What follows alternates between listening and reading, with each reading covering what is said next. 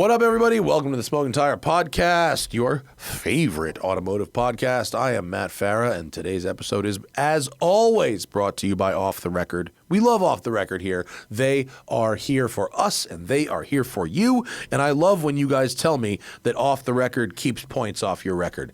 I don't have to tell you anymore. You guys are now telling me because you're using the thing left and right. Basically, if you get a ticket, you don't plead guilty. Step number one, don't plead guilty. That's for suckers and idiots. Then you get Off the Record. You go to offtherecord.com/TST, and then Off the Record will ask you a few questions about what happened, why did you allegedly get pulled over? You send in a photo of the ticket.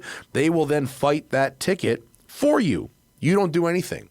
They go to work in the background, and then they get back to you later, and they're like, hey, guess what? Dismissed. It's a beautiful system. offtherecord.com/TST.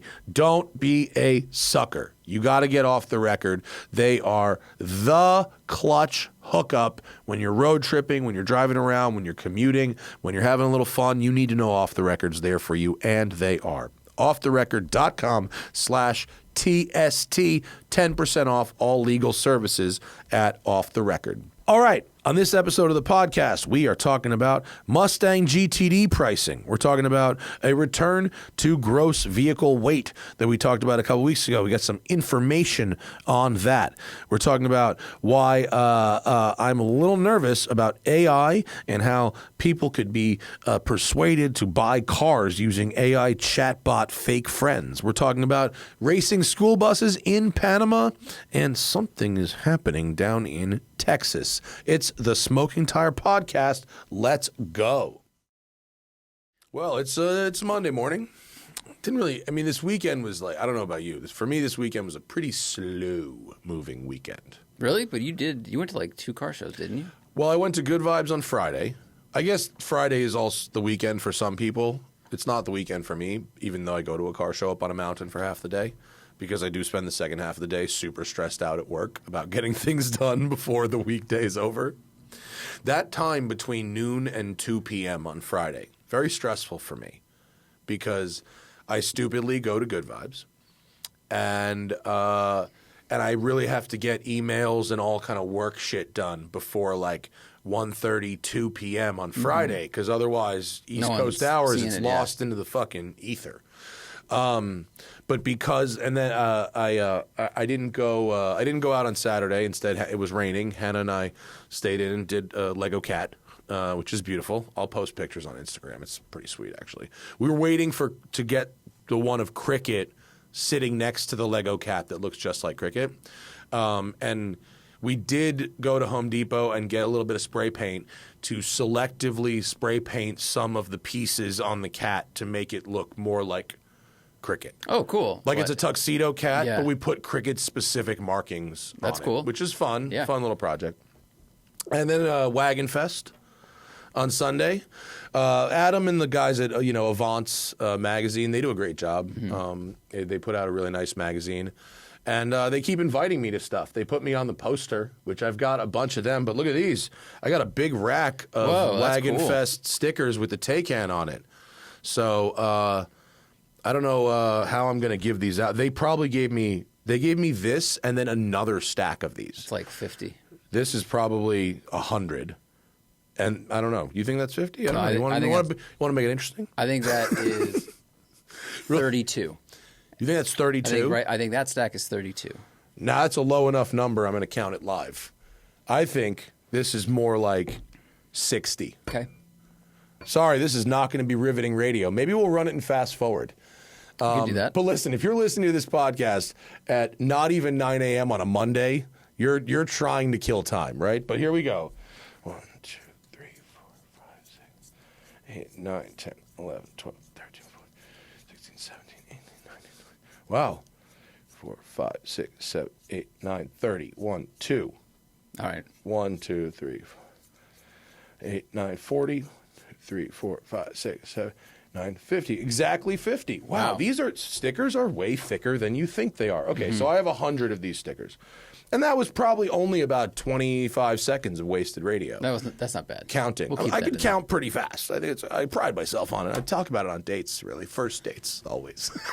Sarah talks about my fast math, my server math. She's like, it's impressive. You do server math? Yeah. What kind of server math are you talking about? I was a waiter for like 9 years. Oh, so, right. Like, if So, if someone's like, what's 47, Percentages. 47 plus 16 or something, I'm just like, bleh, and it just, yeah. Like my dad? Kind of math? No. Not percentages of like annual Like return. interest rates, I yeah. can't do that. He practiced that. Yeah, if you can I do that. can already do the for function, you could teach yourself the interest rates. There's a way to do it. Okay. I don't know how. That sounds like the kind of thing Sarah would do, though. Oh, she would train herself. I'm surprised Sarah hasn't already trained herself to do that, by the way. It just isn't necessary for her survival. But if it is, Right. I'll be fucked. Nah, 'cause she's frankly, I'm very going to smart. consider her an underachiever if she doesn't. She doesn't. The way she talks about shit, I would not be the least bit surprised to see her next weekend and be like, I taught myself to do interest rates in my head. But she read a Series 7 trading book. Yeah. She's like, I should learn this. I'm like, okay, that's just 500 pages. Just sure. the kind of person that she is, and true. I respect that. I very few things surprise me about her, and I mean that in a good way. Mm-hmm. She achieves at a high level, and just tries things that are very high level, like for funsies. Right. That makes me feel very stupid. Listen, I mean, I've been there. Yeah. I have definitely been there. But yeah, anyway, Wagon Fest was fun. Obviously, it's lots of wagons, and it's at the Peterson Museum, and the Peterson Museum is great. It's the best. It's the best car museum, but it's traditionally a terrible place to go to a car show, especially from where we live, because it's just like wake up, turn on your car, drive into 30 minutes of shitty traffic on very bumpy roads, and then park in the parking lot, and then do it the other way. Mm-hmm. So to get to do it in my electric car was like a real. I was like, oh, this is living. This is absolutely living. There you go. But wagons. So obviously, heavily dominant Audis. In fact, the entire, slightly inside baseball, the photos on my Instagram, the upper deck of the Peterson parking garage, which is where Cars and Coffees and car shows happen, the roof is sort of a two-tiered. There's like the top roof, and the top roof only covers half of the second level down roof. So it's levels 3 and 4 of the parking deck. But there's it's part of it's open, part of it's covered. It's kind of nice, actually. So the entire top level Audi RS6 Wow. or Audi RS6s. Wow. Yeah, there was probably I don't know. That's dozens. 60. That spot, yeah. No, I'm bad. Obviously, I'm bad. I count over. No, but look how long. I mean, that's 15 cars down. There's multiple rows up top. There was Parking lot's at there was least 4 definitely rows. dozens of RS6s, Yeah. and many other Audi Avants as well, including a B5 RS4. Holla! Sick. And there was all your boilerplate items, all of your E-Class wagon variants. You can't. I didn't take a good picture of it, but right where the mouse is there, Yep. that's a row of about 6 CTSV wagons in a row. You had a variety of Subi component, of course. Subis, a variety of BMW wagons, your requisite Volvo 850R in yellow wagon, which you could spot out from anywhere. Always a treat to see one of those. Chevy Nomads. Ferrari Lusso. FFs and Lusso. Yeah, that's a good one. Lexus Sport Cross. IS 300, but Sport Cross. love I these saw a cars. Sport Cross fucking as soon as I left my house and turned onto the main road that's in front of my house, which is, I don't know, how far is it to Peterson? 8 miles? Sure. From there, my house to Peterson. As soon as I turned onto the main road in front of my own house, I saw a Sport Cross. I went, he's going to Peterson. I see 2 of these a Yeah, year. they're very rare. And he was. I saw Followed him the whole way. Saw him there, yeah. Datsun 510s. There were some other take-ends. That Neptune blue in the top right of that photo was on some big-ass motherfucking rims. And it was big rims, and it was on drop links, too. And the homie who was driving it was very cool and swore the ride wasn't ruined, and I didn't believe him for 1 fucking second. Everyone says, here's what everyone says. My customer who lowered his take on drop links said the same shit. I go, how's the ride? He go, oh, it's fine. It never scrapes. Right. That's what if it doesn't scrape, it's fine. Not like, does it feel like driving on bump stops? Yeah. Is it more comfortable, less comfortable? Yeah. Does it feel like you're in a race car? Yeah. And then I ride in the car and I'm like, oh, fucking hell no. Absolutely. No, man. I mean, like, no offense. If you want to look, like, everything's a trade-off, right? Everything's a trade-off. So maybe you don't have back problems and are comfortable with a luxury car that rides poorly. How old was the owner of this car? Give or my age, give or take. Okay. Yeah. Usually, the younger people are down for a little bit of gluttony, punishment. And and they'll deal with it, and then they turn 32 and they go, you know what, car's a little low. I mean, it depends. It depends when and where you're driving. I mean, I don't know. I not everybody values like having a great ride in a luxury car. I mean, if you just look at the luxury cars that I store here, more of them ride poorly than ride well. I mean, even we have like 2 Brabus S-classes here on like huge rims and rubber band tires. Like, whatever. That's been a problem since, the early 2000s. Yeah. Like when rims just started growing and the tires had never, you can't grow in proportion. Yeah. So you get thin tires. I mean, dude, and even like my Taycan, I went from 20s to 21s and like the car doesn't ride as well. Like, they're light, the wheels are lighter, the tires are a higher quality, the suspension is still stock, but the car does not ride as well. It's what you do. It's what happens. It's a bummer because, music videos or photo shoots, I mean, the ads for wheels, especially in the 2000s, were very effective. Yeah. Because, look at concept drawings. That's a perfect example. The tire is always one pencil line. For decades and decades. So, that's the best look, is wheel fills tire well. Yeah, I cannot argue with that. Like, if you look at my car compared to that other dude's car on big rims and other ones I've seen on big rims, like, they look better. Like, the rims that inspired my rims that I saw on another Taycan, his were 22s. Like, he had the 22 version of what I've got, the 21. So, like, I was never going to look as cool as him, but I'm like, I got to drive this thing in Los Angeles. Like, yeah, it's not just going from the garage to the show. It's going like onto that shitty road to the Peterson, like just to do things. And most of these people also live in Los Angeles. That's the funny thing. If they came from Nevada, Arizona, where the roads are usually smoother, then I would get it. But if they're local. Yeah. Also, we went in the Peterson Museum, and we were just talking about the Ford GT90 on the show, and there it was in the Peterson, parked next to the Chrysler ME412. And these are 2 of my favorite functional running concept vehicles of all time. Right in my fucking wheelhouse. You got the Chrysler when they were Daimler Chrysler with Mercedes, and it's got a quad turbo V12 in the back, which is clearly the Mercedes V12. You can look in the engine bonnet, and it's like the intake runner is like literally the S600 intake runners, which, hey, no problem, works good enough for fucking Paganis. Matter of fact, that engine, like, it might be close to what like a Wyra had, ultimately. Not with 4 turbos, with 2, but like this was like they were almost ready to produce this fucking thing, the ME412. And the GT90, which is so awesome looking, is also a quad turbo V12. And the Ford one looks like NASA built the back half. I mean, it's just there's a lunar rover. Aluminum, it's like it tapers and the intakes are so aggressive. It's amazing. I remember the issue when, like the magazine cover, when this Chrysler car came out, and I was a kid, and I went, "What? Yeah, Chrysler's making a supercar?" Yeah. And I was totally for it because when you're a kid, you just want more supercars. But also, I remember being confused, seeing the badge on the front, going, "Sure," but like. I see town and countries all over the place, and Sebrings and stuff like that. It was a weird. And the details of this car that made it to like the Crossfire is the most inconsequential shit, like the strakes on the hood, on the front bonnet, and the wheels. But look at the size of the emblem on the front of this thing. I mean, it covers half of the front bumper between the headlights. These look like Nissan 350Z headlights. That's all handmade shit, dude. I know it is. I mean, that was way before the 350Z, but shape-wise, if you shrunk it about 30%, you put that on a Nissan. I don't know if this was before the 350Z.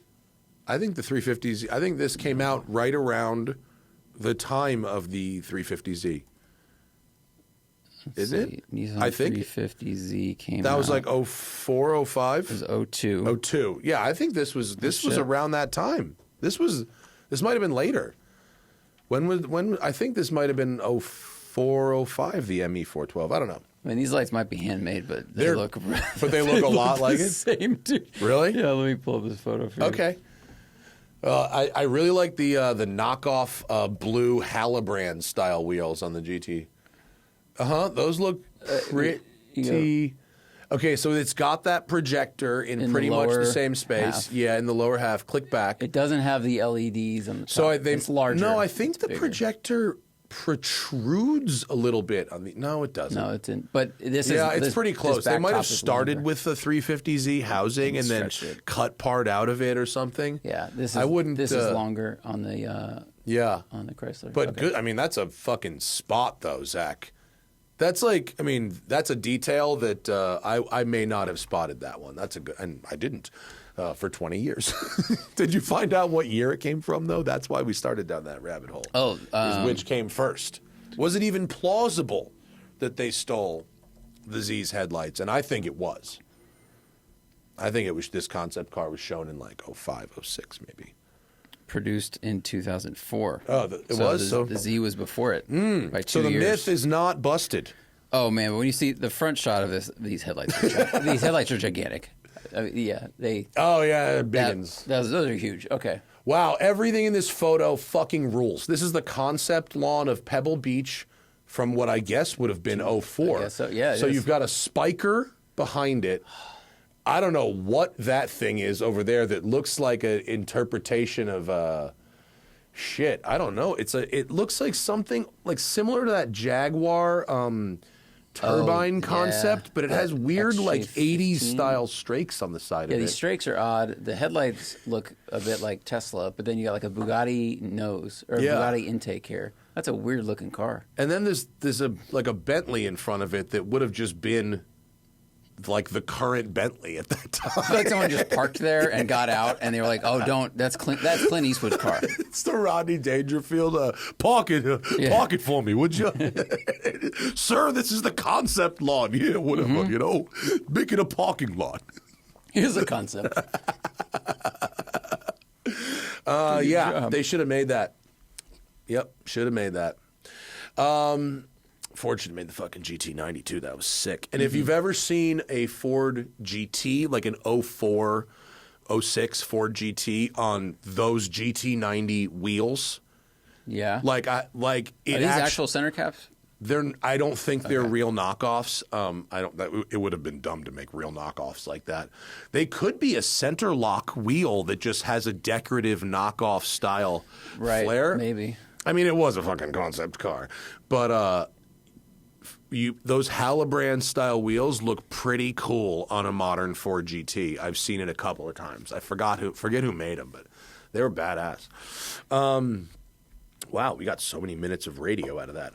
Okay, a couple of important things though. Folks, got to take a break from the action because today's episode is brought to you by Car Gurus. Making a big car purchase should come with confidence, not confusion. And Car Gurus helps you cut through the noise, showing you the best deals and in-depth vehicle details so you can feel confident about your purchase. When it comes to your big deal, you deserve the best deal. Car shopping is crazy in America right now. There's so many cars, there's so many sites, you have no idea which are scammy, which are great, which are just not even real. And you see so many cars, they look so similar, and you hope you kind of pick the right one, right? But with Car Gurus, they take all the guesswork out of it. They've got real price analysis, vehicle history, price drop alerts, and the best deals. No bad dates here, just good cars. It should be exciting to shop for a car, not exhausting.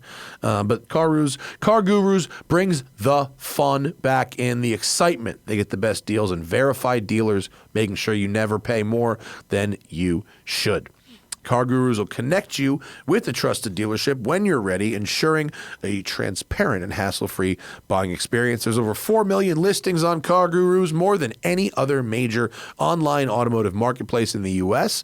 It's no wonder SimilarWeb estimated traffic data shows Car Gurus is the #1 most visited car shopping site, giving you the control to shop how you want with the tools and information and data-driven deal ratings you need.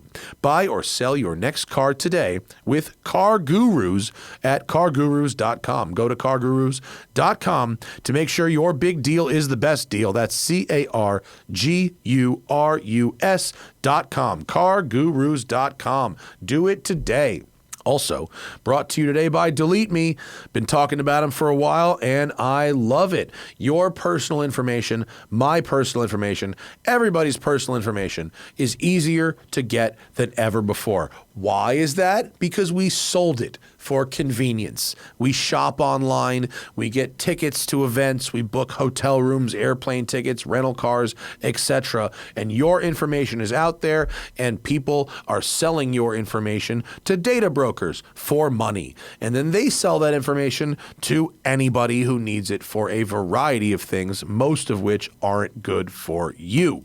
With Delete Me, you can protect your personal privacy or the privacy of your business from doxing, from phishing, from spam, from fraud, all kinds of things that they could do with your information. Identity theft, harassment, you name it. You can take control of your data and keep your private life private by signing up for Delete Me. It's great. What you do is you put in all this information, things you might not want on the internet, you give it to Delete Me to get it off the internet. They then go about scraping, and a couple days later they come back with an enormous list of things that they found, examples of your information on data brokers' websites. Maybe it's your family or old addresses, and then they ask you, which one of these can we delete? Do we want to keep this? Do we want this? Anything, blah, blah, blah. You go through it. And then every month they do it again. They keep doing it. It's not a one-time use. It's ongoing. It is good stuff. And I love getting that email from Delete Me saying, here's all these things I found, and here's all these things we are going to delete. It's great. You can get 20% off your Delete Me plan when you go to joindeleteme.com/tire. That's joindeleteme.com/tire, and then use promo code TIRE at checkout. joindeleteme.com/tire with promo code TIRE at checkout. And now back to the show.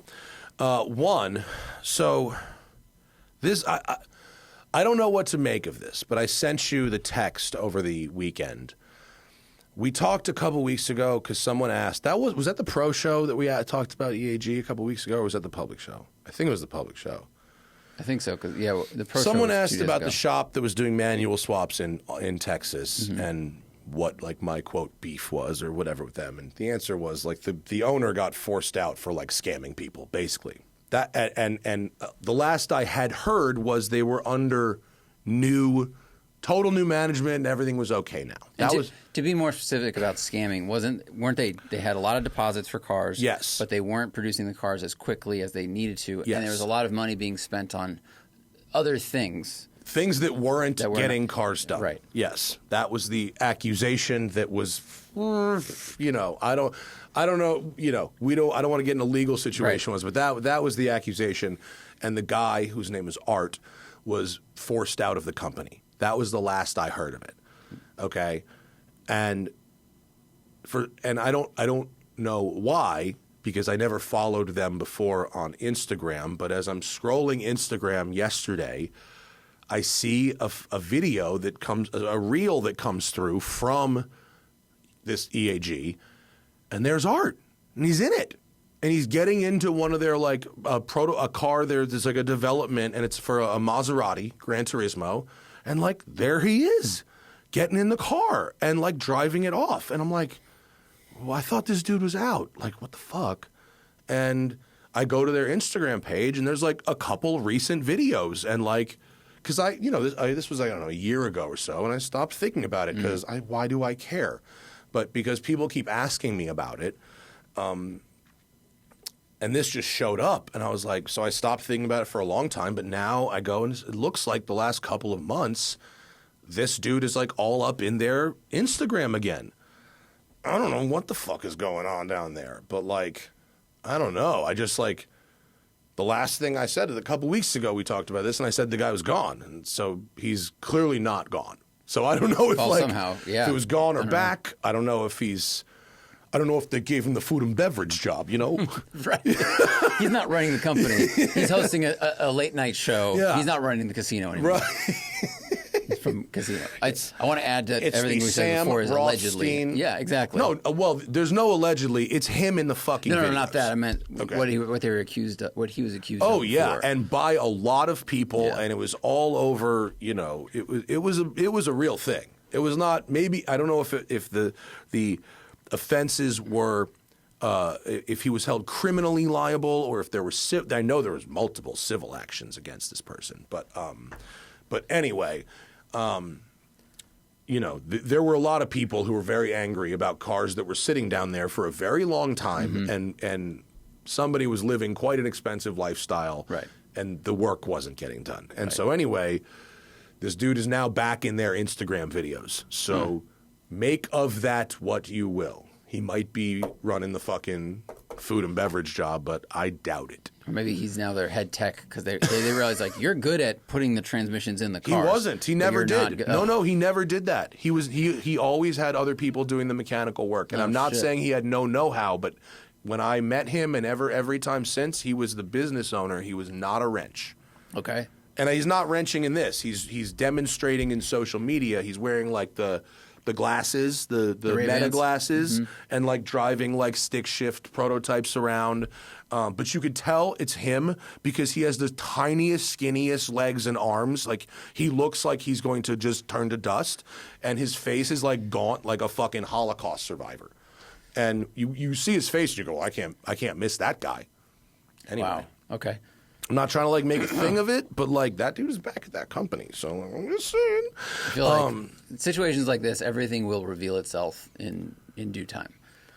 Yeah, I don't know. I don't know what the deal is, but because manual swaps are now like a thing that people our age are using to get the car we want. Yeah. Actually, it's like I get emails like did you see this on Bring a Trailer right now is a CLK Black Series with a manual swap. There's a guy who hit me up in email who is going to bring us, I believe, an SL 55 with a manual swap done using mostly factory parts. Awesome. I mean, the manual swapping early 2000s AMG cars is a very good idea because all of those cars are fabulous driver's cars if you can get past the transmission or change the transmission, which is awful. Yeah. I drove like an average quality one that was a complete game changer like 10 years ago, and I've never forgot it. And so when you start talking about all of those, you know, automatic Porsches, automatic BMWs, automatic Mercedes that become options. Yeah, this thing's already up to $100,000, and it's a high mile relatively car, 28,000 miles, which is not a lot for a Mercedes, but it's a lot for a Black Series. Yeah, and I think I don't know if the previous generation, the one before us, was not into swaps, or maybe parts availability made it impossible, or technology made it impossible, but our generation seems more focused on how does it drive and how can we optimize the fun of this thing. I think there's a certain – I don't know if it's generational. I think there is a certain contingency of people who mainly, you know, investment-concerned collectors who want a car that's perfectly original and would not be happy with a swap. And I think there's other people who go, I don't want I can't afford, you know – the manual 430, but man, this fucking high mileage paddle car is like $90,000, and the swap is 25, and like man, $115,000 for a manual Ferrari mid-engine. Like I could swing that, you know. So, but also this swaps like this, like the CLK and other cars.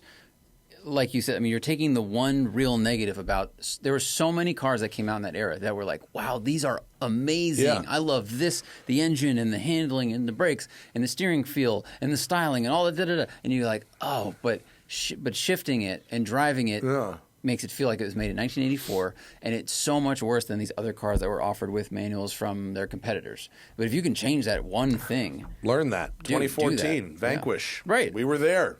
We were as usual with everything else, way ahead of the fucking curve on this shit. But I think this car with a manual would probably be a really good time.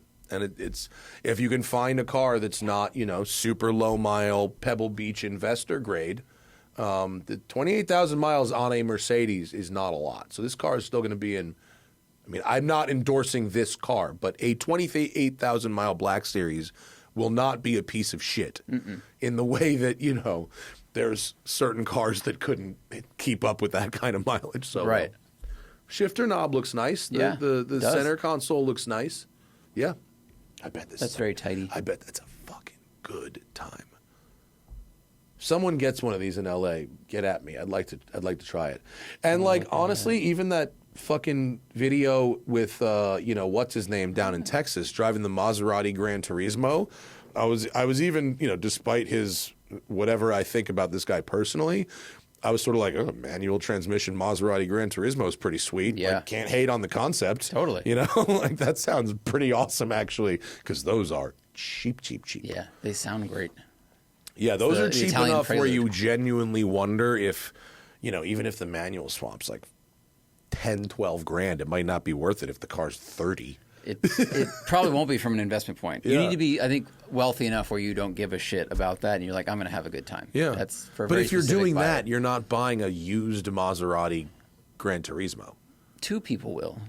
Two people. It's like If you're it's doing like that, Myron you're Furnace. doing it with a Ferrari 599, not a Maserati Gran Turismo. Well, how much? But a 599 costs $100,000. Yeah, but you're talking about rich people shit. Yeah, but there's a difference. That's a between- lot of money to us, not to rich people. No, shit. but I'm saying if someone might not be able to afford 599 plus conversion, but they can afford Gran Turismo. Oh, plus sure. conversion. Yeah, that's what I mean. Yeah, no, I just it's to me. Look, I've spent more money on cars than the car was worth several times in my life, so I'm gonna not throw too many stones in the glass house. But if a used Maserati is 30 and it's 15 to swap it, that's a tough proposition. It is. The math is not great Yeah. for anything other than you're having a good time, and then 10 years later you go, ooh, I kind of lit that money on fire, Yeah. didn't I? Yeah. But you'd have fun. Yeah.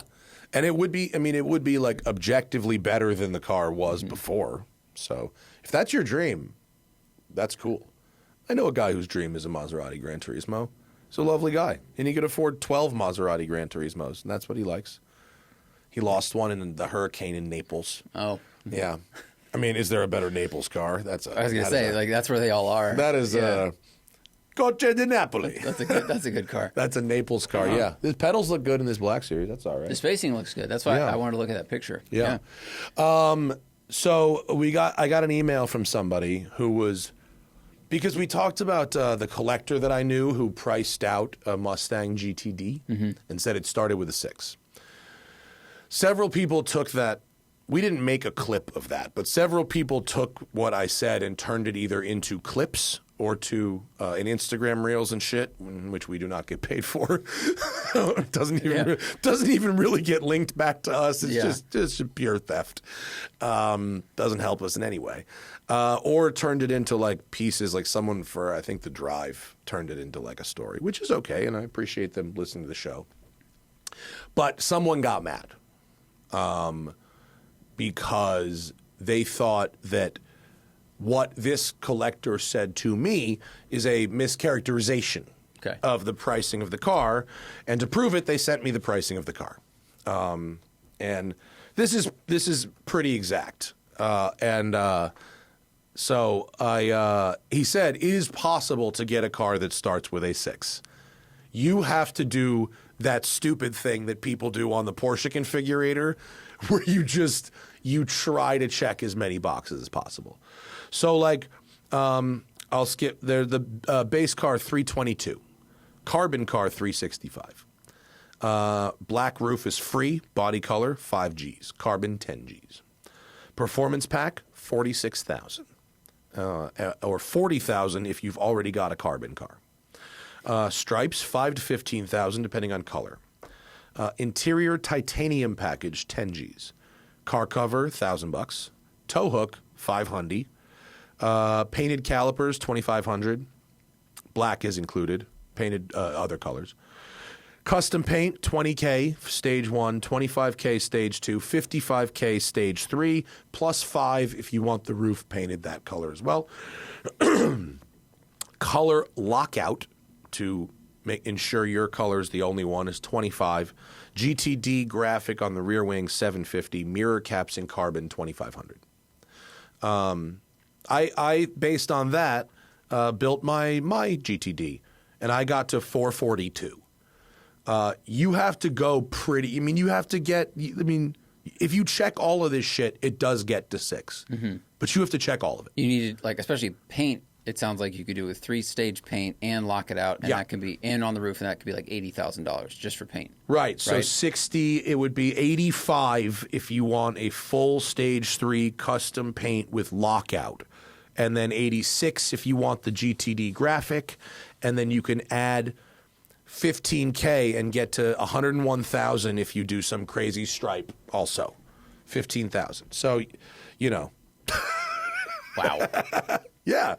So like, but it's like the GT3 RS. It's the same thing. Like you can make a GT3 RS start with a 6. Our friend's car did. Yeah. But you have to try. Yes. Hard as fuck. You have to get special phone numbers for people that are in the, special wishes, and you have to come up with the ideas to make. You need to have special wishes. Yeah. And, you have to try really hard to get a GT3 RS at MSRP to start with a number like that. Yeah. And you have to like know people. In this, maybe you don't have to know people. I mean, it seems you kind of have to know somebody to get a GTD at all, but you gotta go ham.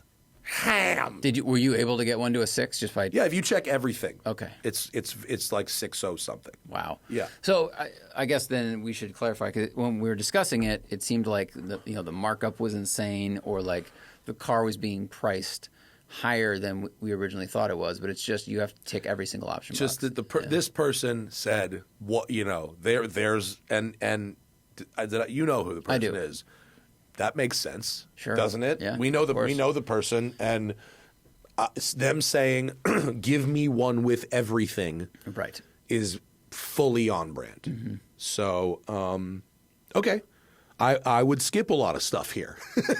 Right? Was there anything in that category of, or anything that gets it to a 6 that you liked? You built one. Did you build the restrained one, or did you go? Oh, you want to know what I built? I'll tell you what mine was. Mine is a carbon, body-colored roof, performance pack with a stage 1 color, roof matched, and a car cover. That's it. Yeah. Do you want to do one? What is that? Oh. That's a different thing. But I'll do the math if you wanna. I don't want to do it live because I want to look at I don't know what the titanium interior option is, but since we're Magic Money Land, do I want that or not? I don't know. I needed to take a look at it. I guess I could pull up a photo. It's probably like a titanium roll cage instead of a stainless one maybe or something like that. That's kind of cool. Yeah. But point being, and point taken, you have to try to get into that. It's you sort of end up with a silly spec car. I mean, that'll probably look cool. Now, I will say that if you're a heavy bike collector, there could be an argument to be made for the color. Long term, shit that's painted a super custom, one of one, provable, Sunderwich plus comes with a blowjob kind of color.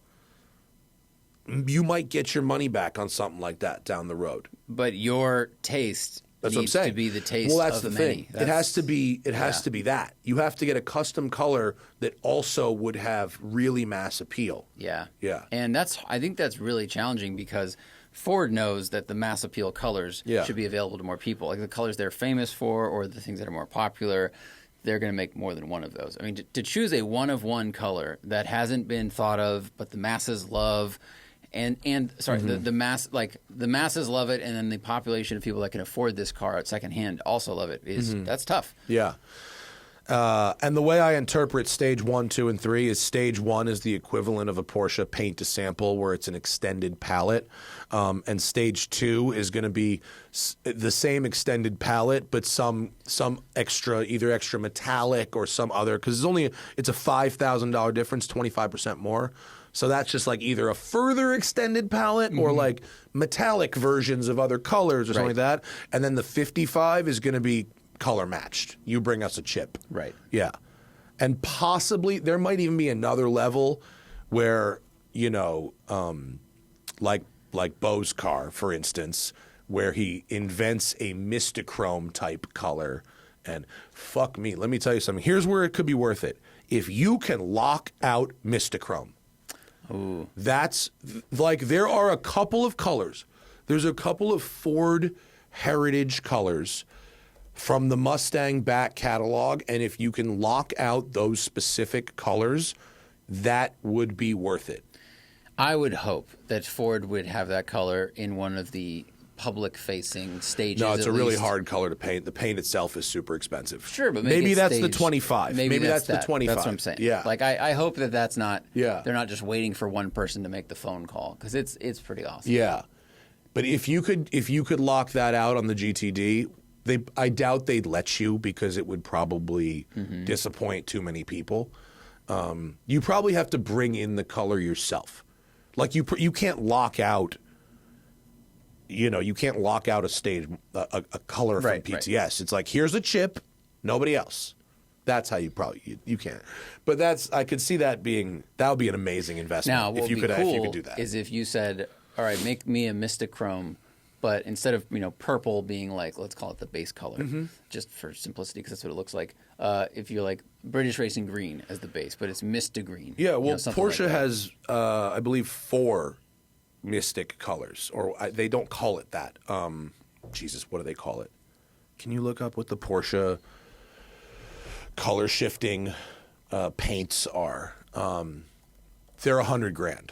And there's different bases. Bo came up with his own, which is purple, and that's the Bowberry. This one is called Celestial Jade Sunderwich. That one. I've seen that one in person, actually. It was at the Audrain.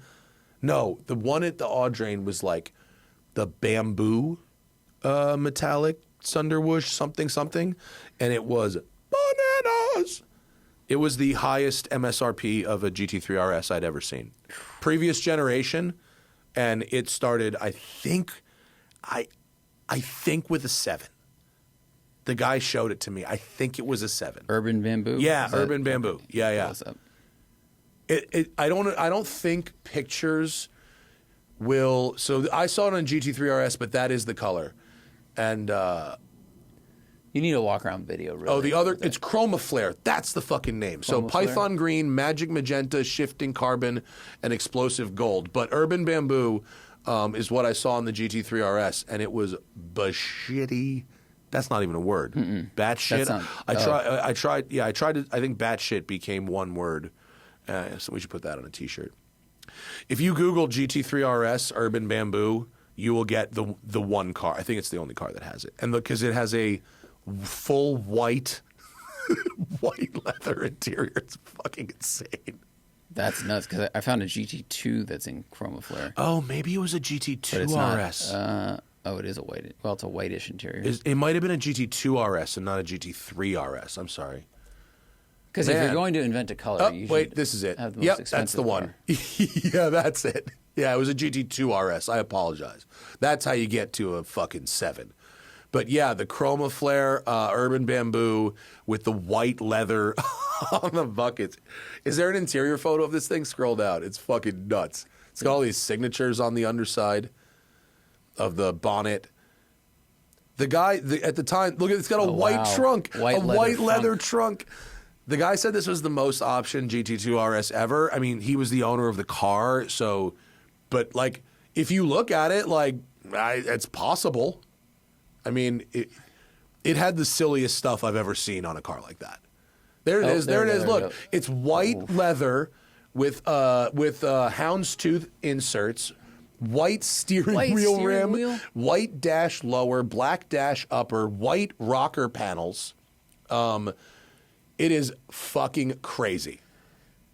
I don't think the interior looks good. I don't think it does either. No, and this is the thing of like, if you do a lockout color and you're like, this is the most expensive GT2 RS ever, you need most people to go, that is amazing. I think I would have made some different decisions on the inside. The outside, I think, is quite beautiful. That Chromaflare paint with the gold wheels, I think, looks great. It's very cool, but I don't think that the white pairs with those exterior colors. Not even that, like, I don't like... White interior is difficult to maintain if you sit in it ever, but I think it just looks weird. It's very harsh.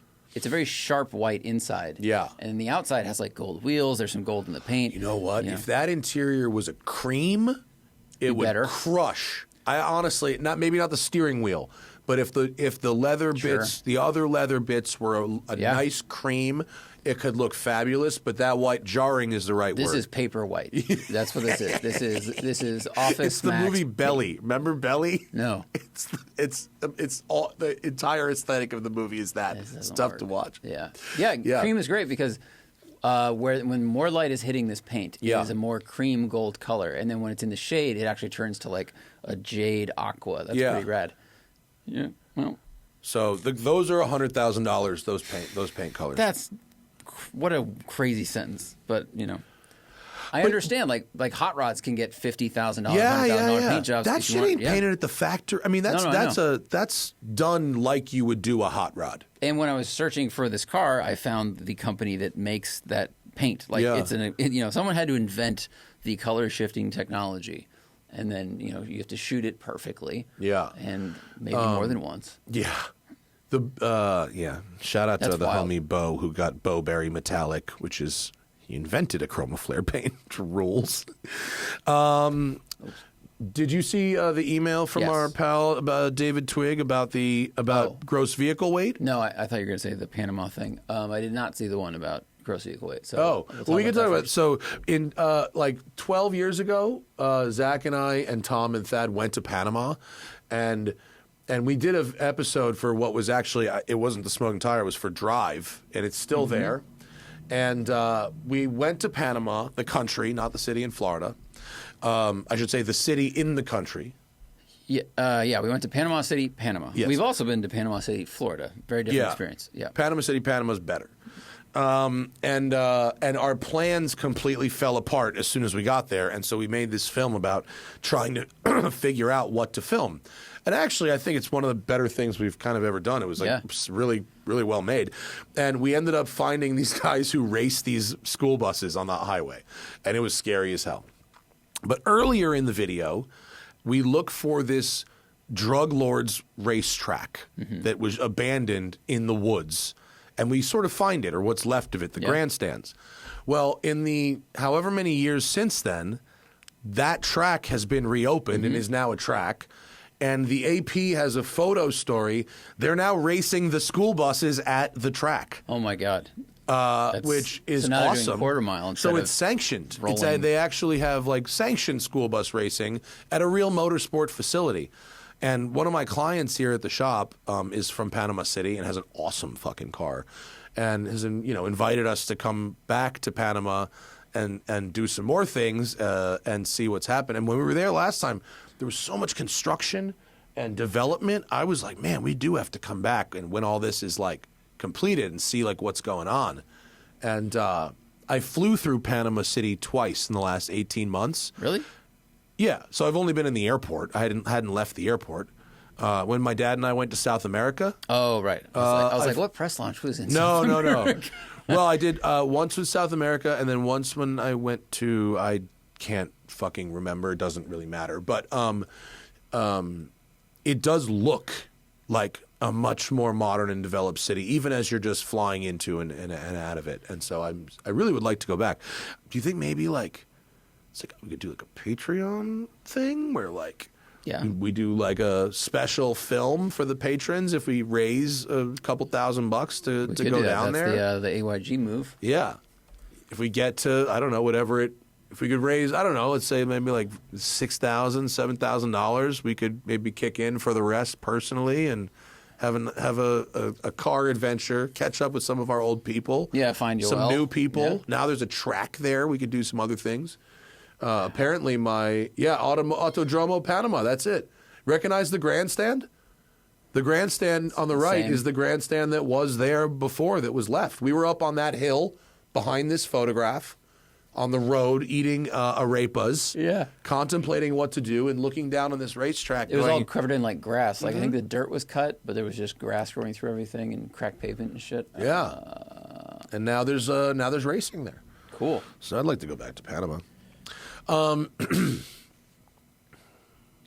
I was we do have an update from our friend David Tuig about how gross vehicle weight is calculated.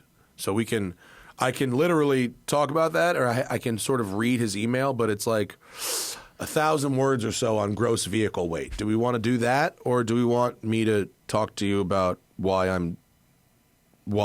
Mark Zuckerberg saying AI therapy and AI friends are really bad?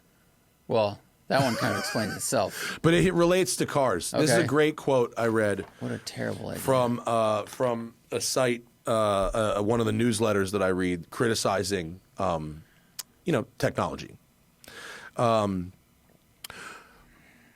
What he's not saying is that those AI friends will seem like real people.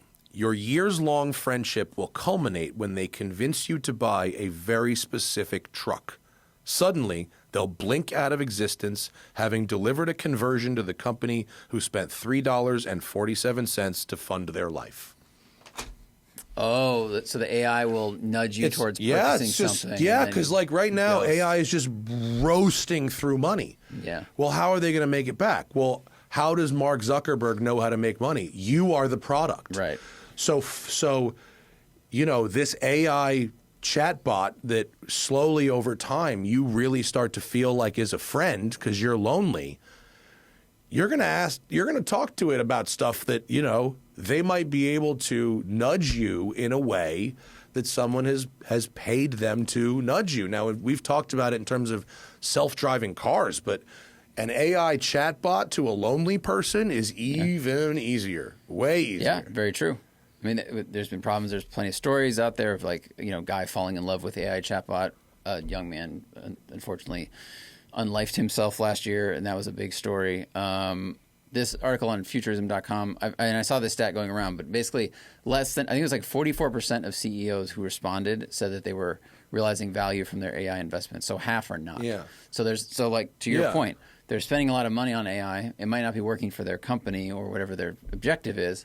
A way to make up that delta is have the AI try to sell you shit. Yeah, and if it's just a computer program, right, or series of computer programs, whatever. If it's a chatbot, series of tubes. Such an old joke. Like, why rather than Ford, to use an example, paying 5 cents a click, why wouldn't they pay $5 so that an automated thing would slow roll a sales pitch into a friendship to you over 6 months? I mean, that's some fucking dystopian. Well, if you mix, like right now, if you go on ChatGPT and you say, "Hey, give me a list of the top 3/4 ton trucks made in the United States, and which one is the best that I should buy for this and this and this," and right now, it pulls from the entire internet and whatever, and it'll spit out an idea. But a car company could say, hey, like the way they influence Google search results, let's influence this so it says that the best one is blah, blah, blah. Yeah. And just apply that to everything. I mean, the AI therapist, that's very dangerous. Well, for sure. The nudging is very dangerous. Yeah, you're telling me these people are going to resist the opportunity through ethics for a company to pay them to fucking have their chatbot steer you to something? Well, I saw a post last week about Grok and how it's trying to talk about this South African immigration thing.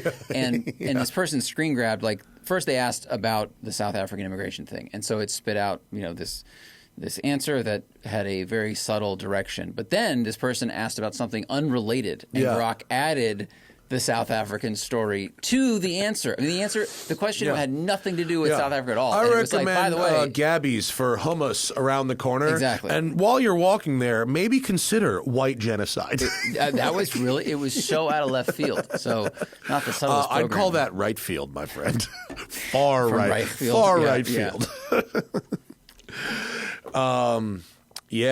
It's all bad. It's Just all pay bad. therapists and just Please.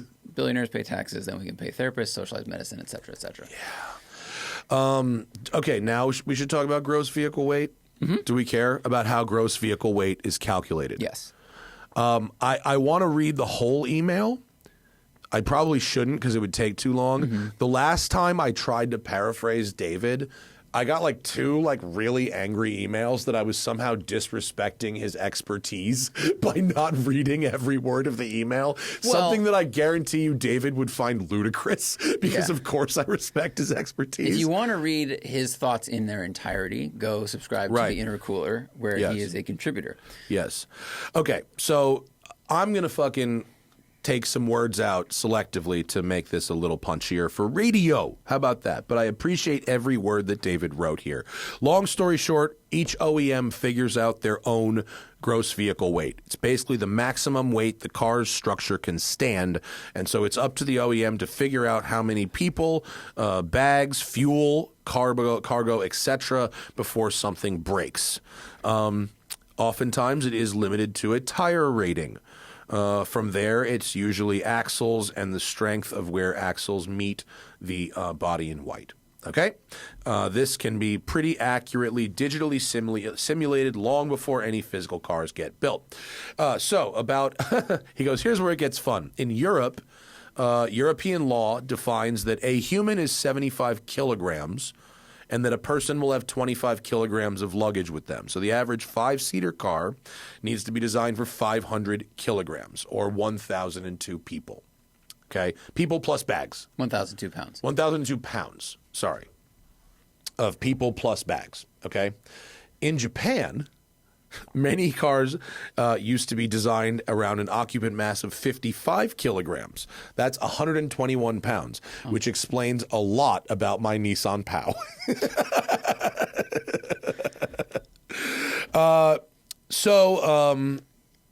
Anyway, that's how you get to it. It's the sum of mass plus cargo. Mm-hmm. Now, here's an example. A Mercedes E-Class base. Brochure says curb weight of 1,810 kilograms, gross vehicle weight of 2,450 kilograms. Curb rate includes 90% of a fuel tank and the driver at 75 kg. We can work backwards to get to their gross vehicle number. So, blah, blah, blah, blah, blah, math is, okay, hang on. So 1810 plus 5, that's the 10% fuel, plus 4 times 75, that's the other 4 people, plus 5 times 25, that's everyone luggage, is 2240. Okay, and that leaves 210 kilograms for other cargo. For instance, if the suitcases are heavier than the weight, or if the people are heavier than the weight, if there's a roof rack, if there's a bike rack, etc. So it's that much, and then they leave 210 kilograms of cushion for overweight anything, and that's just for an E-Class. He said, what's really funny is in the U.S., because of course, there is no one legal standard for how big or heavy an occupant needs to be. SAE says 150 pounds per person plus 50 pounds per luggage. Per person's luggage, which is surprisingly a bit lighter than the EU's standard person, which makes me chuckle. That's editorial. Makes me chuckle, that's me, not him. Many U.S. car makers use 150 plus 50. No simple formula and quite regional. But that's how you get there. That makes sense. Yep, it does. It's funny that we don't have a standard here. They're like, who's going to tell me what the standard size should be for a human being? Did you see... for safety standards. I'm sure it was kind of like a TV test, but I think it was Matt Watson, that guy in England. Carwow guy. Had a runway and a Cybertruck and a couple other regular fucking cars. Might have been like a Fiat Panda, regular cars, not sports cars. And they just were cruising at a constant speed and all jammed on the brakes at the cone at the same time. And I mean, the Cybertruck took 80 feet longer than these like regular ass. Yeah. Like so much longer than the other cars to come to a stop. It was pretty good. Now it's a TV test, right? I'm not saying that CarWow is dishonest in any way, but it's clearly one of those tests that is optimized for screen visual more than necessarily like 100% scientific peer-reviewed accuracy. But I mean, three guys appeared to hit the brakes at the same time. I don't think there's like real fuckery happening. Well, so Motor Trend, when they tested the Cybertruck last year, their 60 to 0 was 126 feet, which was 8 feet longer than a Ford Lightning. I mean, 8 feet is a bit in 60. Maybe they were going faster than that. Maybe they were going like 100 or something. They were on a runway. They usually, I mean, they do some pretty high speed testing. And they're on a runway, stuff, so maybe they were going faster. They didn't say, I saw it on Instagram.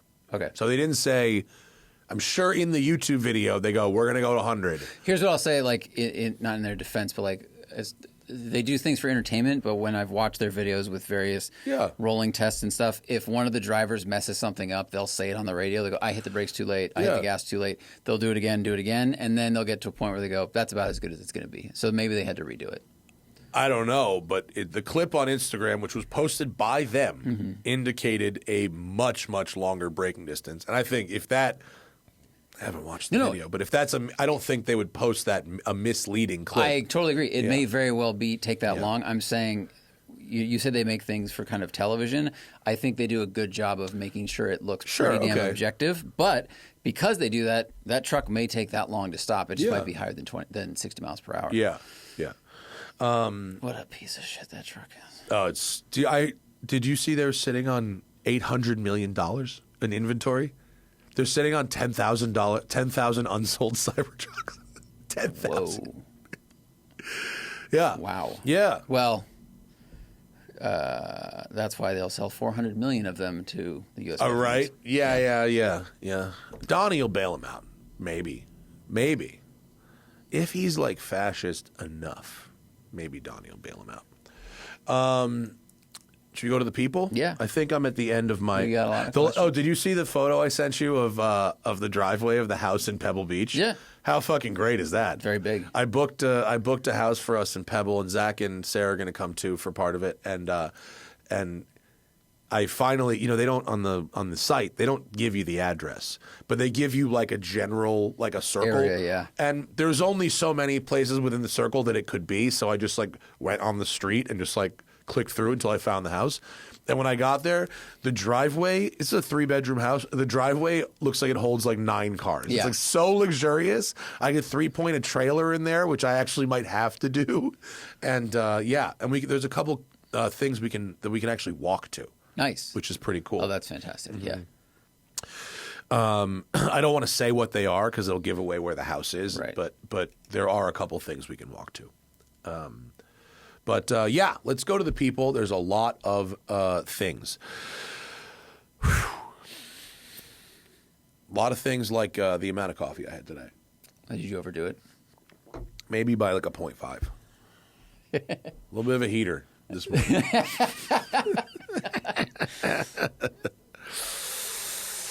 Okay. Nice cams. Oh, I forgot to promo the Patreon. Patreon is where you ask us questions. It's where you watch the live stream. It's where you get the show before it goes up for everybody else. It's where you get the show without ads. It's where you get an extra show. It's where you get early and sometimes exclusive access to merch collabs and things of that nature. So patreon.com/The Smoking Tire Podcast is where you get her done.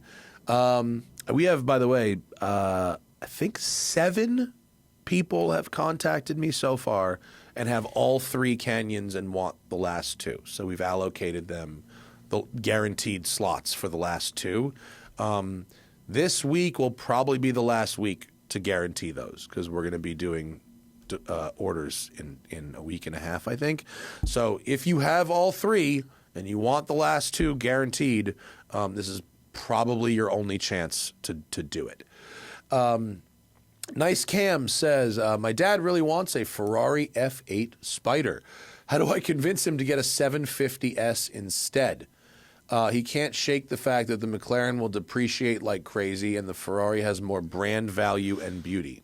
I mean, I don't think you're winning that argument, Nice Cams. If your dad thinks the Ferrari's better looking and retains its value, like, those are pretty strong arguments. I don't think you should try to talk your dad out of getting the car he wants. Yeah, it's his money. Just let him enjoy it. If he gets the Ferrari and he hates it, maybe he'll go to the McLaren. But if that's what he wants, just let him get it. I don't like talking people out of cars that they want unless there is something horribly wrong with the car, and there's nothing wrong with a Ferrari F8 Spider. That's a fine car. Yeah, I feel like Nice Cams is going, but the steering feel is so much better, and the ride is very, very infinitesimally better. That's not going to work. My money, even with my money, I would rather have a 750 Spider. I would. I'm in love with how they drive, but I'm not going to try to talk somebody out of a Ferrari if that's what they want. Zach's RFK impression. Doug mentioned he'd love to buy the one and only Cadillac CN concept car. If there was a concept car you'd like to own, what would it be and why would it be the Ford Indigo? You fucking nailed it. I think we talked about it recently. Did. Yeah. I think that's why they mentioned it. Yeah, it would be the Ford Indigo for sure. That CN concept car was parked right next to where the ME412 was, but it wasn't there when I went there. So I didn't actually get to see it, but I've seen it before. I would go the Cadillac 16. Cadillac 16. That's a great choice. Yeah. Or, I mean... what was the Mercedes version of that? They made that really long The hood. Maybach Accelero. Yeah. Is actually the other one that I would really want to have. That's better looking than the 16. That would be very exceptional. Yeah. Here for Matt's Cats, the new Toyota Venza and VW Atlas are lower and ever so slightly more wagony than their previous generation. Could wagons be poised for a comeback? I think crossovers will slowly morph back into wagons, and they'll be wagons again before you know it. Some of them already really are wagons, just 100%. resized to fit 22-inch wheels. Absolutely agree. Yeah. The wagon, the crossover is a lifted wagon. Mm-hmm. But I don't know if they'll ever get to go back all the way to wagons because too many people like the hip point. They like being able to see. They like the ingress, egress. I think those things are here to stay. Yeah. Even after we're about to, after this podcast, make the 6-month update on the Taycan video. But I have to say, one of the only things I don't like about the Taycan, and there's very few of them, is getting in and out of a low car with small doors that often. For someone my size and shape and with a busted-ass back, a crossover, getting in and out of a crossover is a nice, easy thing. I drove my wife's car here because she's out of town. There's a reason. Yeah. Up to your ass in gasoline. Which will be the first manufacturer to give us a compelling enthusiast EV? Well, first off, and why is it already Hyundai? I mean, that's not to say that. The Hyundai Ioniq 5N, I have to say, it's hard. It's hard. If you drive that on a track or in a sporty situation and you're not having some fun in that, I would question what would make you have fun. I think people want a small sports car. People want a Miata EV. Oh, well, that's just. I mean, I don't know. I think that's what they're waiting for. People don't buy that many Miatas. Very true. No, they want the Icon. They want that. Yeah. I agree with you. I think the 5N is like, it has almost everything other than being a large crossover. But it's got the sound and the shifters and the speed and the handling and the steering feedback. Like, it's better than the Mach-E Rally. The Mach-E Rally is super fun. Yeah. But the 5N has the extra things like the fake gears and the sound. So. Spartan Huxley VR love child. Very deep, but I like it. Because we got a guy for everything, including detailing. Thoughts on ceramic coating, but more so on top of PPF. I've heard mixed opinions. Bought my Boxster 4.0 with PPF already applied, but I'm interested in ceramic.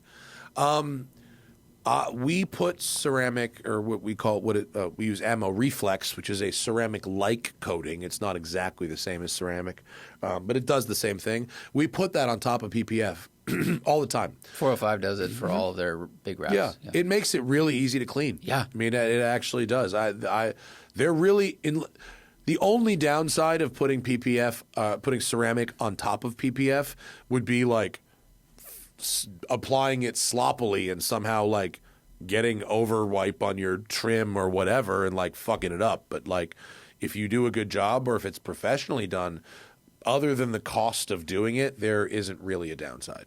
Yeah, and as Zach pointed out, the PPF shop that we use here at Westside, which is 405 Motoring, they do it by default. If they PPF your car, it just comes with it. So it's kind of like the standard at this point to just do it. Both of my cars have that, and it makes it really easy to clean. It's so nice. Enrico Palazzo says, I agree with your previous statements about buying teenagers fast cars. Are there any enthusiast cars that you would let a kid drive? Sure. Yeah, there are. I think, yes, I would say front-wheel drive cars. GTIs, maybe Fiesta ST, a Focus ST, something like that. This person lists Miata and the 86. I wouldn't do that because young people in rear-wheel drive cars are probably, especially in 86, like they're going to go try to drifto, and that would get them into a little more trouble. Audi TT depends on which. That's a good choice, but it depends on which generation. You need to make sure it has the downforce problem solved. Oh yeah, if it's a first gen one, because the kid's going to top it out. Yeah, I mean you want to give somebody a kid a slow car that has good inputs.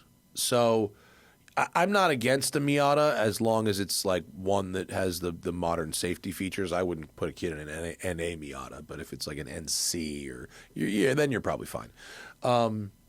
Volkswagen, Golfs, GTI. I don't think a GTI is a particularly sketchy car.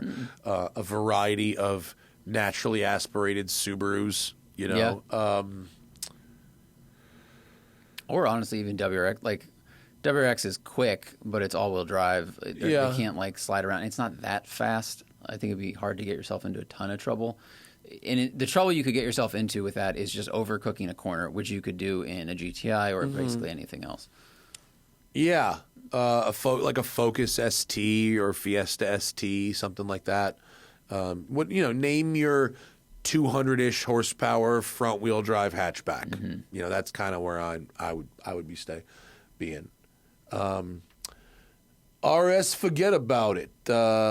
Off the record has been an absolute lifesaver. They are, man. They are the best.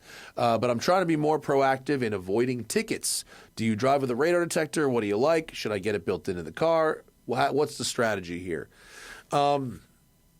In Los Angeles, where I live, I don't need a radar detector in my day-to-day life. There is very little speeding enforcement in the city, and there's too much traffic to speed anyway.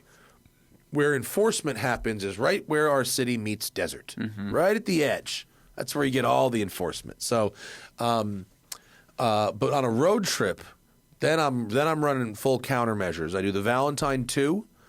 Technically, it's the Valentine 1 Gen 2, but Valentine 2 just sounds better. And then I run Waze also, and you're pretty well covered if you run them too. Yep. There's people who like laser jammers, and if you're driving the same car all the time, then it makes sense because you have to build laser jammers into your bumper and stuff. But I'm always driving different stuff. I have my little kit. I have a little it's like a DOP kit, like a bathroom bag, and it's got my Valentine 2 and all the accessories. It's got my phone windshield mount. It's got like a couple different like iPhone cables for different power ports. And it's got like a 12-volt 1 to 2 like splitter. And it's just like I grab that bag and I throw it in my suitcase anytime I'm going on a road trip. Or going to be in a rental car or like Cody or any of those kind of road trips, and then I'm fully covered. Smart.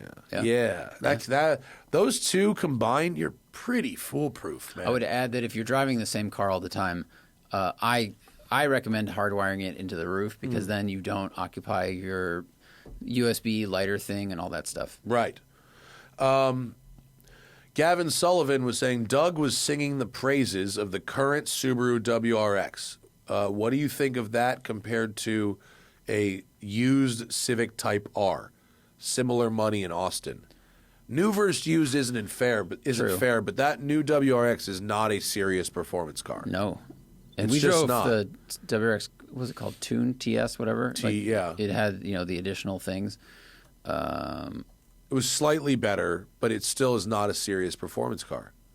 I think the Civic is such a good car in basically every way, except it doesn't have lumbar support. Yeah. And I know I complain about we complain about that a lot, but Ross, Bentley, and I can't remember the guy's name, Eric, they just did one lap in a Civic Type R, and they had the same complaint because they did 2,000 miles in the thing in like 10 days. Yeah. But otherwise, like the Civic is it's a nicer car. The inputs faster, are great. It's faster. The handling's good. It looks was way there better. a fix for the overheating thing I think so. on the track? There was like a factory or dealer level fix for that, right? That was more common with the last gen. Is it happening with the new one too?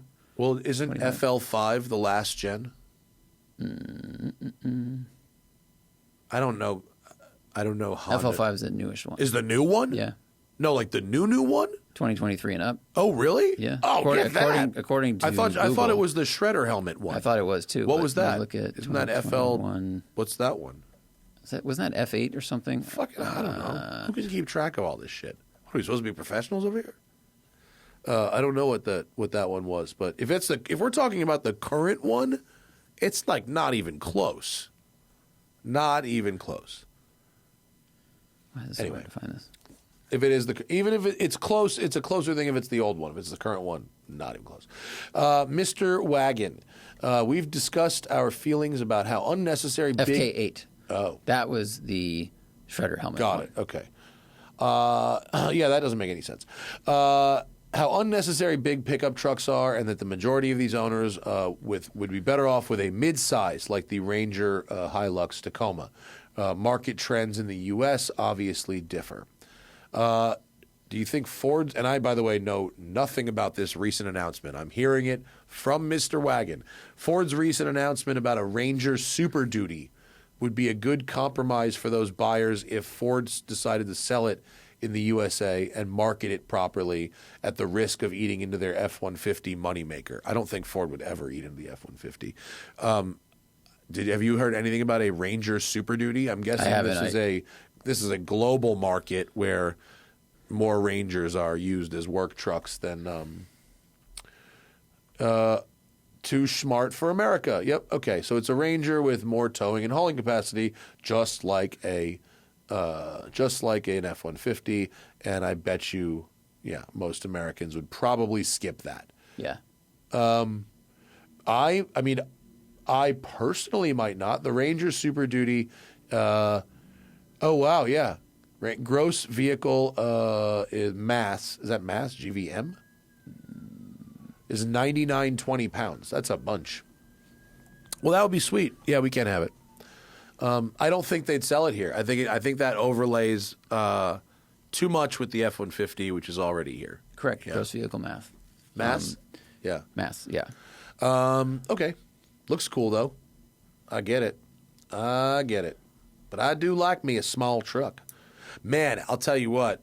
That Amazon money, fuck.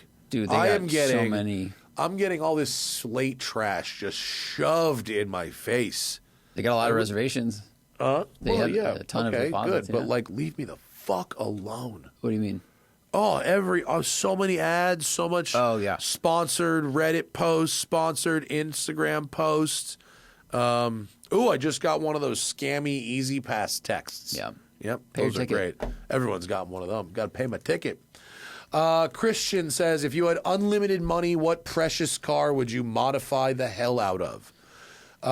Ferrari 288 GTO rally car. Oh, wow. As it was intended. Be nuts. 288 GTO was going to be a Group B car. That'd be insane. Right? I love that when we talked about like the Gunther Singer roof thing, you were like, ooh, the Gunther might be too extreme for me on the track. But now you're like, 288 Group B rally car. No, but that would be fun on the street. That would be super cool. Yeah. What about you? I think I'd take an LFA but put a different transmission in it to start, just because the single clutches are not for me. Put like a really good dual clutch in it. Yeah. I don't have the answer to Hyman Roth's question. I'm sorry. Matt loves Pearl Jam. Do I have the freedom to do a collaboration with Sheffield watches or working with Notice? Is this not an option for me? I can do anything I want. I happen to very much like the guys at Notice. I also the guys at Sheffield are really nice too. But they're doing their thing over at Sheffield. I don't need to do a watch with them. We're already talking about an all-new watch at Notice. We're trying to bring the price point down so a few more people can buy it. Not as cheap as Sheffield. Sheffield's like $200-$300. I am unable to make the quality of watch I want to make for that price, but I can make it for under $1,000. And so, but if we're going to make a watch, it has to be. It can't just be a new color or different bezel. It has to be like a new watch. So we're working on a new watch at Notice, all new. Angle of the Dangle. What is your Lamborghini Mount Rushmore? I suppose that means like a car I can't have or can't buy. Like, no, I think like what would be the 4 Lamborghini models that you would put on the Mount 4. Rushmore? Oh, I misunderstood that, what that meant. The 4. Countach. Sure. Miura. Sure. I mean,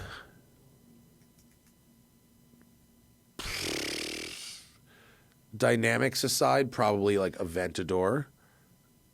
And Dynamics included, I'd go Huracan. Yeah, probably Sterrato. I would go Sterrato, Huracan Sterrato. Oh, that's a good one. Yeah. I definitely would do that over LM002. Yeah, it's not a high point for them. It's an oddball, but yeah, not a high point. Yeah. I don't. Okay, hang on a second. Prashan says the new Mustang seems to be holding up quite well in IMSA, which got me thinking: do the general driving dynamics of race-ready road cars carry into their GT3 cars, like road versus racing BMWs, Huracans? Mustangs, etc.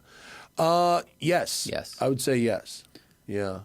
Specifically, I listened to a good episode of It's Not the Car podcast, and Jeff Brown, who's like an race team engineer, he was talking about when they were campaigning with Mercedes AMG GTs, they had to do very little with that car when it was given to them. It just handled really well. They didn't have to do much other than do like good alignments. Other cars they've received from other companies, they'll have to do a lot of cooling work or other like bracing or whatever's allowed within the rules to make the car go as fast as they want it to go or handle the way they want it to handle. So if the OEMs put the money into developing the street car, it's going to make the race car perform much, much better. And a lot of times they'll go, when they're engineering the street car, they're looking to the future for GT3 racing, IMSA racing, etc. And they want to work within those rules, and they want to give the race teams as much as they can, and give the public as much as they can within the confines of the cost, of course. And Matt is cleaning coffee. Weak sauce, Farah. That's what I get for spilling my coffee. That's that. Bad Gardener says, and I'm not going to answer his question, but I appreciate the question. You're building a home in LA. Each room will have an automobile as decor. One car in each room. The idea of this makes me want to jump off a bridge. Having a house with just cars in the house is, you have these secret dreams sometimes of living in a big warehouse, like fucking Top Gun, Maverick or whatever, or fucking Donnie, yeah. And living in there with your cars, but like the fundamental needs of a car and the fundamental needs of my living space, they're at odds. Frankly, they're not the same. Well, I think our friend did it right. He had one car in his office. And that's fine. But if you do a car per room, is just like now you're taking up all this space, it no longer becomes cool. It becomes garish really immediately. Yeah. So I think you'd have to have one car. Yeah. That means a lot to you, and that's it. Or you can have the the garage with the glass wall, and you can see it from inside. Right. Something Yeah. like The that. idea. Yeah. Being able to look down on the garage or something like that. You ever see Tanner's house in Newport? Yeah. Tanner had an elevator in his house that would lift his car up into his office, which was above the garage. So amazing. Yeah, which was pretty rad. Yeah. That guy is the coolest. Yeah. But no, in each room, oh God, that's a no-go. Yeah. Barbecue sauce on my titties is considering living life more and saving up to have a sports car before there's kids in the picture. For $30K, do I get a 996? Probably auto, so the wife can drive it too, or a PDK 986 Cayman. Which would you prefer? Is the auto in the 996 bad? Yes, it's very bad. Yeah. Yeah. The Porsche's auto, yeah, it's horrible. It's really bad. You should not get an automatic 996. PDK. Yeah. There are a reason an automatic 996 is $8. They suck. Yeah. Yeah. You should get a PDK. The worst PDK is better than the best auto. Yes.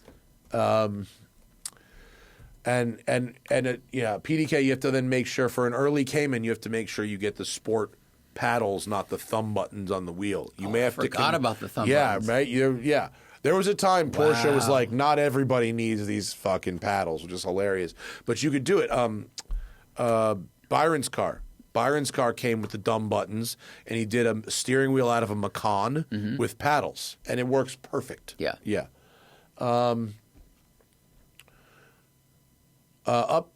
Wait. I don't know what. I have absolutely no idea what the thing is that he's talking about. While you figure it out, Beneteau driver says, you've been asked to be paid crew on a 50-foot sailboat delivery from L.A. to Hawaii, 30-day passage. You each must take one additional crew member. Who in the automotive scene are you choosing? Are we trying to stay alive, or is this just someone you could be on a boat with for 30 days? Someone you could be on a boat with for 30 days? Okay, because those are different things. Yeah. Like, if I need someone to help me make the voyage, it's you, because otherwise I'm going to die. No, you're paid. You're paid crew. You're paid crew. So someone's in charge telling you what to do. All right. There's a great Instagram I just found of a guy. He's sailing a boat from Oregon to Hawaii right now, and he's never done anything like that before. With his cat. With his cat, yeah. And he's like, he's got a thing leaking, and he's like, oh, shit. Yeah. I built this myself. And you're like, oh, we're all here for this adventure. Yeah. That's wild. I mean, the automotive scene, and I assume I can't choose you. So I would say... Who could you sit with for 30 days on a boat? Scotto, maybe. Although he would take up a lot of space on a boat. He wouldn't enjoy it. He's very tall. He's so tall. Yeah. Maybe like Jethro. He's really like mellow and easy, even keeled. That's a good idea. Oh, there you go. Yeah. Yeah. Blurple. Oh, I found the Jag conversion thing. Oh, okay. What is this? It's I posted it already. Company is dropping big engines into Miatas. Oh, But they're they have, it's like singerizing a Miata in a way. oh boy. I mean, not quite as expensive, but I certainly hope not. I wonder what engine are they using? Go to the about. Our Vision. Okay. A slow-moving website, just like a Miata.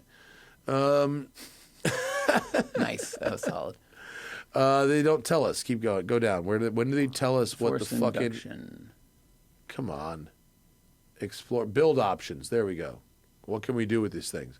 I mean, I like the name Rocketeer. I hope it's not copyrighted. Turnkey conversions. There we go.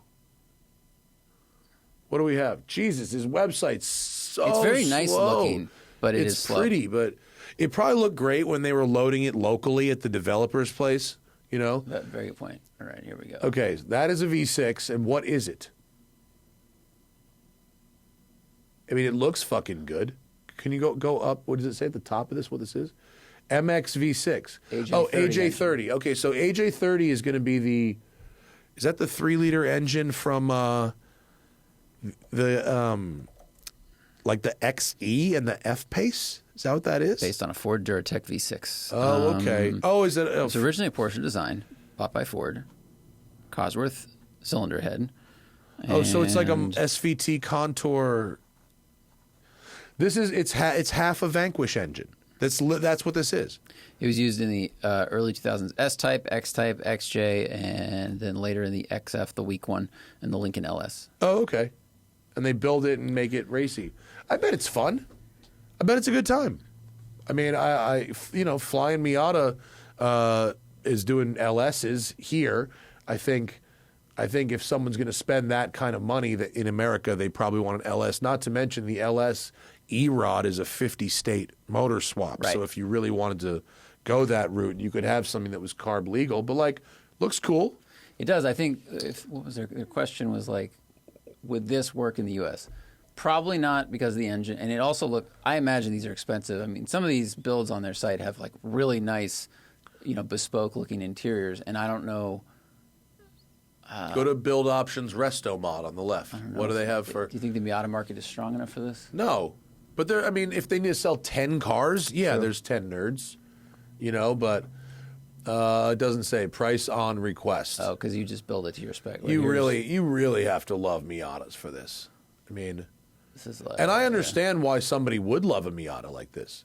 If you're the right size and shape and you love the vibe of this, then spending 50 or 60 grand to have a perfect, Miata, that makes sense. I totally get it. This is a similar buyer to the manual swapped Maserati from before. It's you're losing this money immediately, but it's going to be the most perfect, wonderful Miata in the world. Yeah. It's the built by Legends version of the Miata.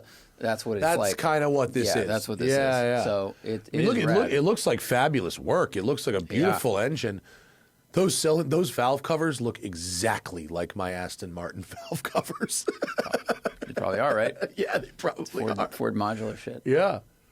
Well, I mean, cool. dude, it looks rad. And if I was over in England or wherever they're doing this, I'd love to have a go. But in the U.S., they would not use, even if this company came to the U.S., they'd use E-Rod LS motors. Probably. They're a lot more power and they fit. And that one, the guy in Florida that took over flying Miata's LS swap thing, that thing was nasty. It was a good time. Blurple is currently in Saudi, using a VPN, I hope. And I haven't seen any of the wild supercars that the region is known for, but there are tons of BMW and Mercedes SUVs. If you were to live in a region like Riyadh, what would your fun car of choice be? Sand toys. Yeah. Desert shit. This person below them replied and said, you want something with big suspension because the roads there are terrible. Yeah. They'll eat your car. Yeah. I would definitely want a sand car. Yeah. For sure. I want something. I forgot that. Remember Formula Off-Road in Iceland? Bring that to the dunes. That's the kind of thing I would want to do there. 1,000 horsepower, just screaming up a hill. Yeah. Flappy McPaddleton has a question that I don't have the answer to. Is thinking about getting an Arial Atom and says, which transmission do I get? I didn't know there were multiple transmissions available. I didn't either. The ones I've driven were both. I've only ever driven a manual. Yeah. I've never seen a. And while you're, what does it say? Does he mean sequential versus 3-pedal, or traditional H pattern? Oh, I would just get a regular stick. You don't need a sequential gearbox unless you're racing. Yeah. Sequential gearboxes on the streets suck. Especially if you're not getting the most extreme Atom, if you're just getting any of the other ones. The manual's fine. They're plenty fast and exciting. And the shifting action is pretty good. It's cool. What engines are they using now?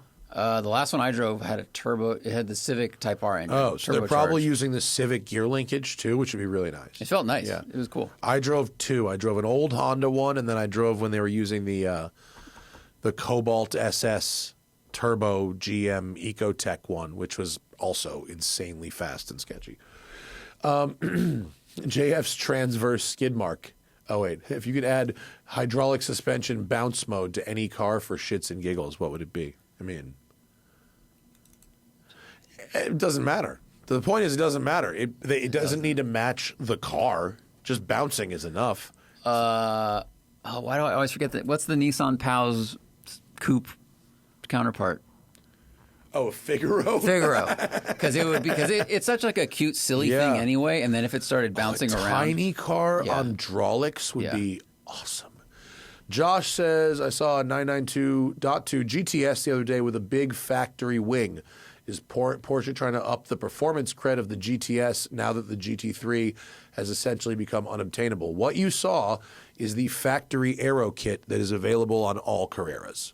And they're going back to all the way back to the 996. Even the 993 did not have a factory. No, the 993s, you could get, was there a factory aero? I don't know, but maybe. Yes? Yeah. So yeah, I guess you could always get a factory aero kit. Oh yeah, it's on the 993, the double wing. Yeah. It's ugly. I think we just don't see them very often. The number I see on the street every year is like 2. Most people around here just rock 911s that just no wing, no nothing. Yeah, back in the day in New York, when 996s were new, I feel like a lot of people got the aero kit on the 996. A lot of people wear chains there with their shirts open, so I get it. Fucking Goombas. Yeah. It's an extroverted city in some way. Okay, hang on. Keep going down. I want to do one more. Oh, there we go. Suck It Up and Buy the Ling Long says, what supercar has the silliest gimmick to try to appeal to people with more wealth than brains? Well, I'd say the bounce mode. It's not a supercar, but like... Well, the bounce mode is just... It does serve some purpose. It does in some places, but not really in the United States. Right. So that's why I think it's kind of a gimmick. Right. It could get you unstuck in snow. Yeah. I don't think you'd get stuck in snow in those cars anyway. I don't think you would either, but it does. That one's easy because it's just like the hardware was already there. Someone just had to program that thing in to do it. I bet it's more helpful. I bet it's more helpful in sand than snow, but I'm happy to be corrected, Maybach, if you want to bring me to a snow driving event, sure. I mean, almost all of the silliest ones that I can think of, true silliest gimmicks, are done by Tesla. I mean, like almost all of them. FSD. FSD is by far the silliest gimmick to separate people from their money. Yeah, but I would argue because they have whatever it's called, like their current autopilot thing. Yeah. They have like a half measure there, so they're giving you a version of it, and they're promising a future version that doesn't exist yet. That you pay for now. Right. I think the supercar gimmick is, I'd say, drift control, which similar to the hydraulic bouncy thing. They had these sensors, they had the e-diffs, they have it all there. And for the select few supercar owners who go to a track and then are willing to shred some tires, like it's a great teaching tool. But what percentage of supercar owners don't use it? 96% probably. Yeah. Man, gimmick. What is like real gimmicky? I mean, I really hate the red. I'm over the red Lamborghini start button cover thing that I have to flip up and down every time. The aerospace. I get it. It's like a plane. Are you sure you want to start it? Are you sure? Yeah. Got to lift this thing. I'm over. I really don't like where all the controls are on the steering wheel and densely packed in a way that even though I can reach it without taking my hands off the wheel, I have to take my eyes off the road. I'd rather keep my eyes on the road and take my hands off the wheel than the other way around. I agree with that, just from a UI perspective. Gimmick. I know it's hard because with supercars, like a lot of their functions are useful if you drive them fast and really hard. But if you don't do that, then your hydraulic pop-up wing under braking doesn't matter unless you drive hard enough to use that. Yeah. But I do think, most like supercars and hypercars don't need a lot of gimmicks. It's usually EVs, or cars where the driver's experience isn't as engaging that they have to come up with gimmicks to substitute for the absence of true feel. Drift control is a great example. Well, like the Tesla, the Falcon Door was called like show and display mode or whatever, where like the dance mode and shit. Music and the things flap and like, look, the hardware is there. How do we make a thing that will go viral in video content and get attention? Like, here's a way to do it. Last one, Zat Flatman. Do you have any strong opinions on the Porsche 930? Is the driving experience worth the $150,000 price tag? I mean, if all you're looking at is driving experience, then it's hard to take any G-Body 911 and go, this is a $150,000 driving experience, because off the rack, the truth is that none of them really just feel like that, unless you're talking about like the ultralight club sport or some special racing version or something. Yeah. Especially if you compare it to any modern car, like they don't feel as sharp or as fast or as tight. So, having said that, driving those cars, they're nice and small, they're ergonomically correct, they're very reliable. 930 specifically, like, I don't love the 4-speed cars. Some people really like the 4-speed cars. That long, laggy, peaky power band with the 4-speed car is, you get those old school turbo characteristics where you're in and out of the power band all the time. The final year 89 G50 car is, in my opinion, much better and worth the premium. But it's money in, money out, right? So is it worth $150? Well, it's not going to cost you $150 because you're going to get most of that back, if not all of it, if not maybe a little more. Maybe you'll get a little less, maybe a little more, somewhere in the middle. You're not spending that money really. You're parking it. I don't think that I don't see a world in which the 930 market completely collapses for some reason. Those are desirable cars, and even if that trend dips a little bit, it's not going to completely collapse. And if it does, just hold on to your 930 for longer, drive it, and eventually it'll come back to you. If you like the idea of it, you'll probably like driving it. But I've driven 4-speed cars and I've driven 5-speed cars, and I much, much prefer the 5-speed car. Mm-hmm. The 4-speed car I drove had a turbo. The last one that had a TurboCraft motor in it, and it's really tuned for big power and also torque to come on lower. And it was nice, but it was probably a $50,000 or $60,000 engine in the car, so it's not the experience of a stock car. In fact, our friend ACP has a really nice 4-speed car that's like an 83 maybe. It's a Euro spec car that was brought here legally in the 80s, and like a gray market car.